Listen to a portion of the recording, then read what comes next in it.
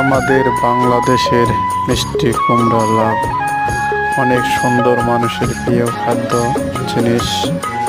তাই আমরা এটা হচ্ছে বনপাড়া এলাকায় অনেক মিষ্টি লাউ চাষ করা হয়। অনেক সুন্দর সুন্দর কাঁচা আবাদ তৈরি হয়।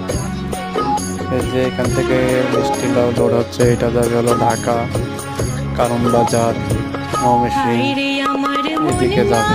তাই আমাদের বাংলাদেশে আসলে অনেক কিছু তৈরি হয়।